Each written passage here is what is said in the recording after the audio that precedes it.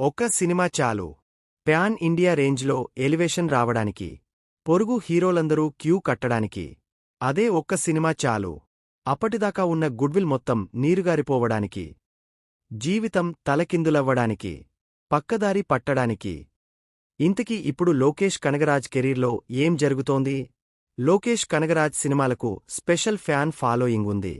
ఆ టేకింగ్, ఆ మేకింగ్, అబ్బబ్బబ్బబ్బా అంటూ మెచ్చుకునేవారు కోకొల్లలు. ఎల్సీయూ కోసం వెయిట్ చేసే వీరాభిమానులు ఉన్నారు. ఖైదీ సినిమా టైంలో అయితే ఆ హవా మామూలుగా లేదు. ఖైదీ టు రీసెంట్ కూలీ, కోలీవుడ్లోనే కాదు అన్ని ఇండస్ట్రీల్లోనూ మారుమోగిపోయింది లోకేష్ పేరు. ఆయన యాక్షన్ సీక్వెన్స్ కూడా పేపర్ మీద రాసుకుంటారటంటూ సక్సెస్ని డీకోడ్ చేయడం మొదలుపెట్టారు జనాలు. కాని ఇప్పుడు ఆ హవా నిదానంగా ఫేడౌట్ అవుతోందా? కూలీ పోస్ట్ రిలీజ్ లోకేష్ రూట్ మారిందా? కూలీ ఫ్లాప్ లోకేష్ని కుంగదీసిందనే అంటున్నారు విశ్లేషకులు. అందుకే ఆయన డైరెక్షన్కి బ్రేక్ ఇచ్చేశారు.